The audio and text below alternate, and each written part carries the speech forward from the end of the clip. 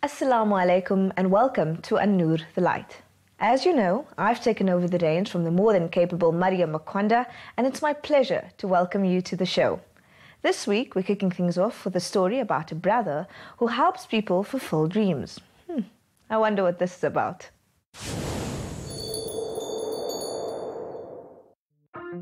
Planning the perfect date for that special someone can be very time-consuming, especially if you are looking for a venue that caters for your religious needs.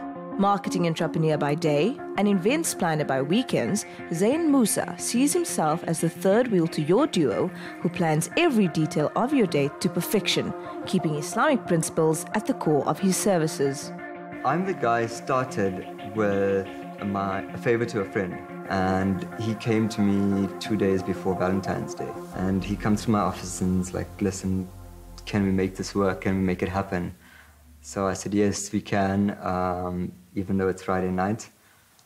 So fortunately, I had a number for a sandcastle guy. So I made that call and then we got the ball rolling. On Saturday, we went out and bought the decor. And Sunday, early morning, we were at the beach setting up the entire day. That was the first event, and that's basically how it started. When I set up a date for a client, it's seeing their faces, their shock, their awe. That's what makes all the difference, and that's what keeps us going at it. Each event is uniquely themed and tailored to the client's needs with handcrafted decor. Catering is provided by a fully halal professional chef with over 10 years experience and is uniquely prepared to suit the couple's tastes. We've got a bunny chow, lamb bunny chow on the cards tonight. We're doing it with homemade bread. For starters, we had some grilled halloumi with a little salad. And for desserts, we have chocolate brownies with a Lindt sauce and whipping cream. I like the guy's concept. He's bringing back the love one couple at a time. And I feel that we don't have enough of that in this day and age. I mean, and we've had some interesting experiences, which, I feel he's on the right track with the right attitude, man. Zain's work ethic is unmatched and underpinned by the principles of Sharia. By ensuring a halal environment, catering to Muslims and non-Muslims alike, he promotes the true essence of loving relationships within an Islamic ethos. What has helped me grow the business is the fact that I kept it strictly halal all this time. Plan is to grow this and help, especially in the Muslim community. If you look at the divorce rate, it's ridiculous. I myself was divorced since 2010. So all I'm trying to do here is just make sure that people can just stay together. And if there's ever a problem and a guy needs extra brownie points, if he's ever in trouble, whatever the case may be. Zain's clients want to create special memories too. His dates are captured on camera and photographed as part of the package for couples to take home and remember the special experience. I was away for the week and I knew that I'm landing on my 10th anniversary and I had to plan something for the 10th anniversary. It's called the Big 10 and I couldn't let anybody down. And via us messaging each other, he gave me all the options, the menu, and I had to choose my wife's favorite color and I had to choose what sort of setting I wanted, what's a starter, main course, dessert, what she preferred. She saw the setting and she was blown away because it was done by the pool, in a tent with lots of flowers and table settings, and you had a waiter there pouring your drink and all of those things and your music playing in the background. So she was blown away. From beachside romance to rustic castles and Moroccan decor, Zain has done it all. Whether he realizes it or not, Zain is a game changer and is showing it to the world through thousands of likes on his Facebook page that love and romance is very much alive within the Muslim community. Shoo, that wasn't what I was expecting, but hey, it does give hope to those brothers and sisters who are looking to find the perfect partner. Next up is our popular street style segment, which has also had a bit of a makeover.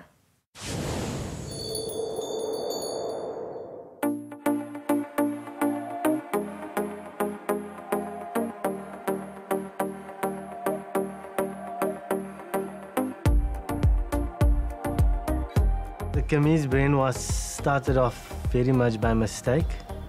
It wasn't something that we wanted to do. It's more of a passion. We want to cater for a different type of a market, very modern young guy, or guy who wants to be streetwise kind of, rather than the old traditional type of dressing.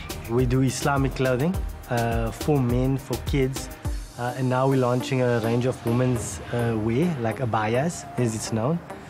And the market, the type of market that we want to target, or that we appeal to, is the more young, modern, hip market. The streetwear crowd, which is a new type of a fashion thing worldwide. That's a look that we want to bring into the Islamic market. I do the designs on the menswear, and then my wife, I've got a beautiful wife that helps me out. She's starting to take over the ladies' stuff. She has her own flavor, her own taste, and very similar to mine. We love each other's vibe and taste in fashion. My own particular style is quite crazy, but I like to keep it feminine, and it must look modern. It must have a modern, funky look. Not also too much to look crazy, like so crazy, but there must be some balance. It's a big garment, so you can put it anywhere. There's no limitations. Like designing is, you can design an ordinary garment, or you can design something where people can talk about.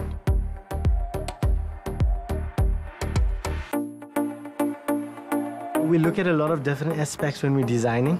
It takes us, it's a period of 2-3 months that we look at the ranges, and we design for the Eid period, because that's your main time of the year. So we look at architectural design. We look at, lots of engineering stuff. We look at color schemes that are international, that's on the market. So we're not only looking at fashion trends, we're looking at a whole variety of different things, and then we're putting this all together. And ultimately, again, it comes back to what we really love. We want to deliver what we love, not what other people like. So we try and incorporate all of these aspects into stuff that we want to wear and that people love. And that's basically how we do it.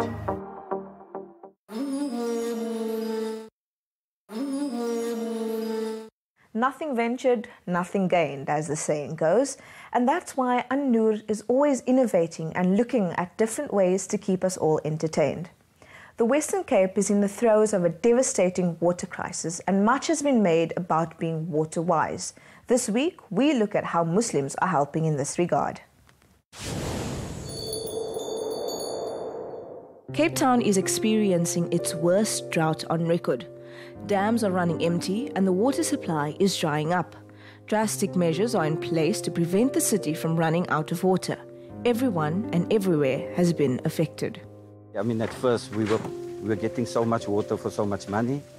Now we're using this much water, and now we're actually paying double or much more than what I was paying for water and that.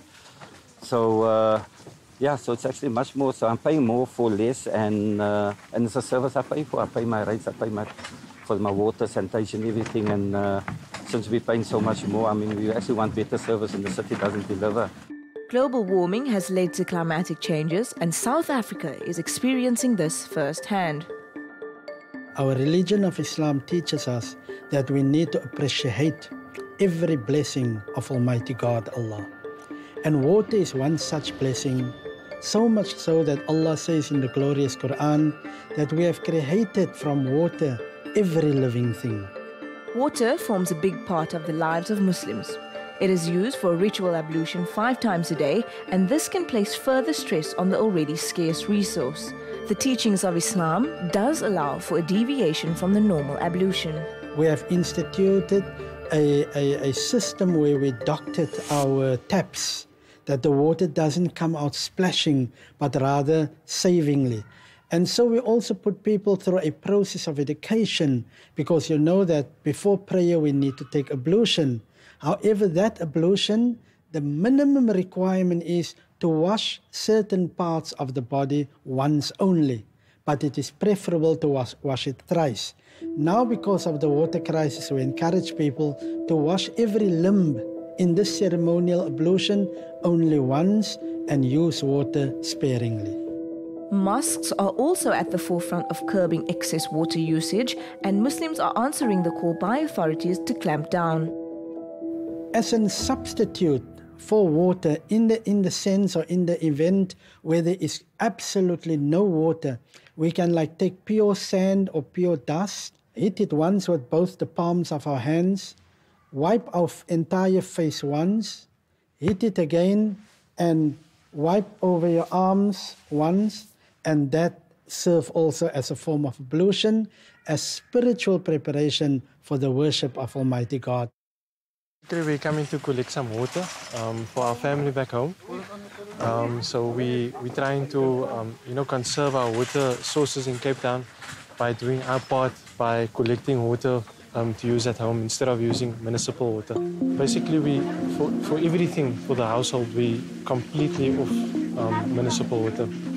So for washing the dishes, for showering, we should not use more than 50 liters per person.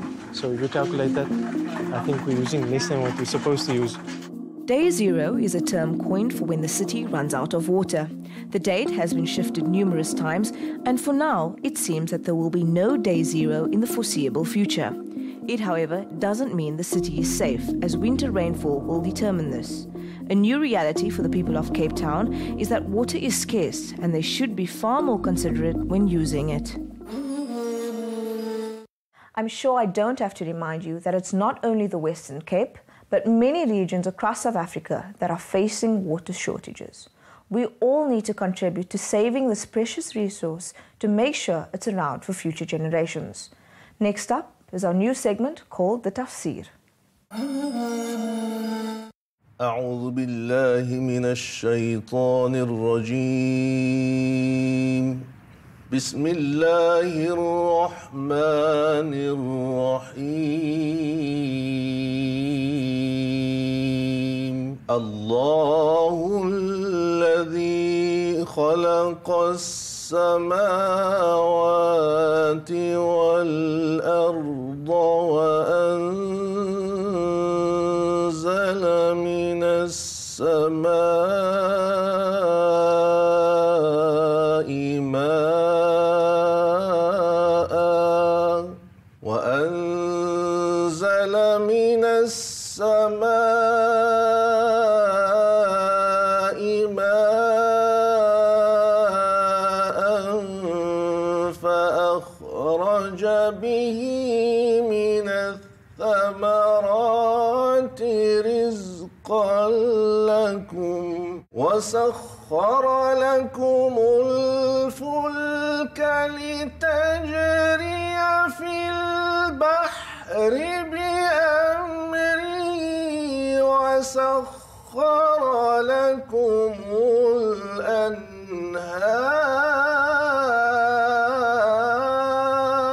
الأنهار وسخر لكم الشمس والقمر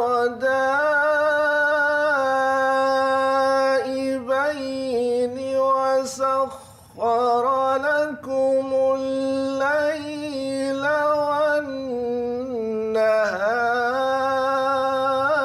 والنهار وآتاكم من كل ما سألتموه وإن تعدوا نعمة الله لا تحصوها إن الإنسان لظلوم كفار صدق الله العظيم.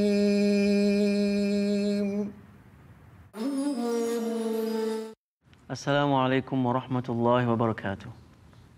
Peace be upon you all. In the name of the All-Merciful, the All-Gracious, salutations on all divine emissaries. The beautiful verses you've listened to are from chapter 55 of the Holy Quran, And our reciter, may he be blessed, recited from verse number 7 to 13. It speaks of divine favors and the fact that all that we know of in existence represents His favor, the Supreme Being, God, the Creator of the heavens and the earth. It says that the heavens He has created with perfect balance, and all celestial bodies move and have their space based on divine design and decree.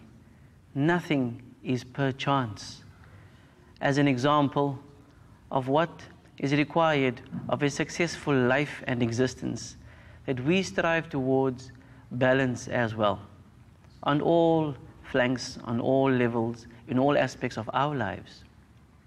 The earth has been designed and made conducive for human life.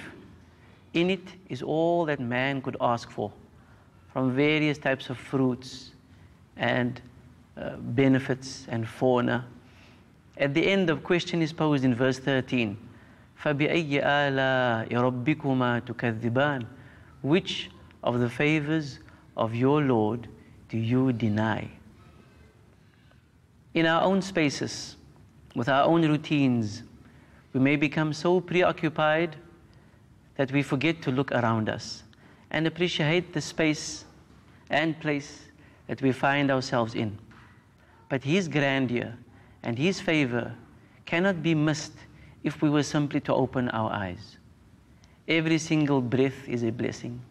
Every single movement that we are able to do is a blessing. All our senses are blessings, and what we are able to perceive and understand, just the ability to comprehend, is a blessing in itself. Through it we grow. Through it we learn to appreciate, and our lives automatically become more fulfilling, more enriched. A life of gratitude is a life of happiness. We do not allow ourselves to despair or lose hope, but when seeing His favor in everything, we live with positivity, and we live for another day in which we may use to benefit those around us and use to count in our favor. I leave you with this reminder. Have a blessed week ahead, one that is filled with gratitude. Wassalamu alaikum wa rahmatullahi wa barakatuh.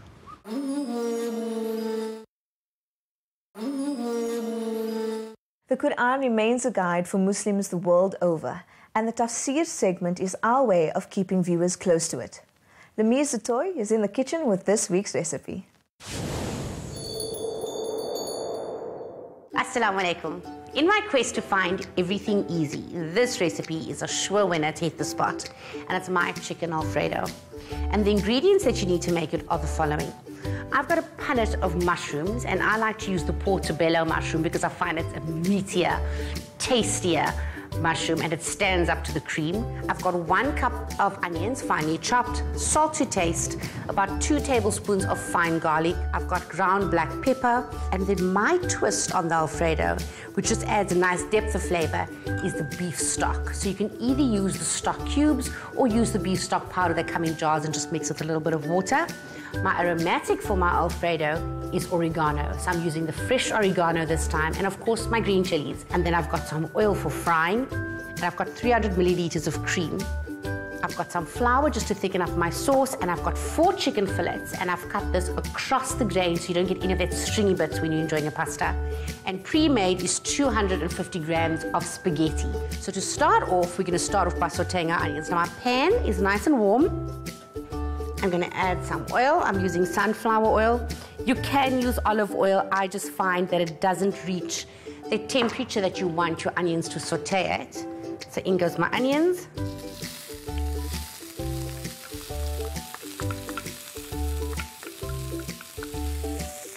And just to make sure that our onions cook really well and they caramelize, I'm just going to add a sprinkling of salt, and that just helps to speed up our cooking process. So now that my onions are nice and brown, I'm going to start adding my aromatics. So in goes my green chilies, because we want maximum punch out of that. My fresh oregano. And I'm adding about a tablespoon. Now that I've got my aromatics in, I'm gonna put in my garlic.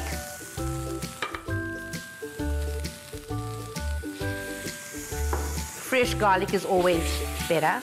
Now I'm going to add some black pepper. And just as that sweetness of the garlic starts to hit you, that's when you add your chicken fillets. And the reason why I add my chicken fillets before I add my mushrooms is because the chicken takes the longest to cook, and I don't like my mushrooms to overcook. I quite like that it still has that bite to it, to stand up to all that creamy sauce.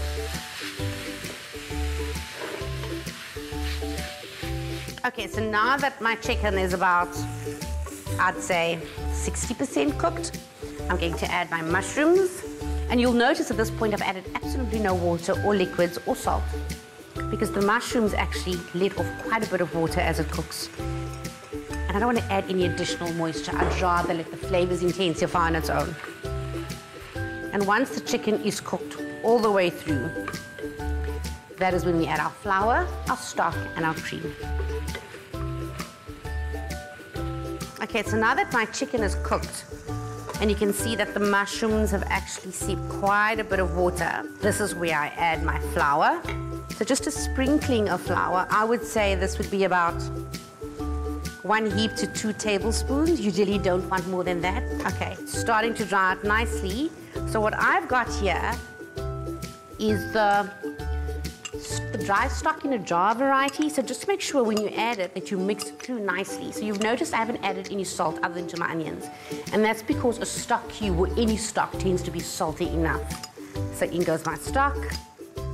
If you're using 1 stock cube, I dissolve that in a half a cup of water as well. And in goes 300 ml of cream. And I love how it just lightens the entire dish up completely. And now you just bring this to a gentle simmer so that everything's nicely tainted with the oregano, the garlic, the chili. So now that this is all bubbling away and good to go, we're gonna serve this up family style. So into my bowl goes my pasta that I've cooked and kept warm. Make sure that you cook your pasta with lots of salt and just a little bit of oil so that it doesn't stick together. And over all of this goes your pasta Alfredo mix. Nothing finishes it off better than flat Italian leaf parsley. And there you have it, my take on a pasta Alfredo. So until next time, assalamu alaikum.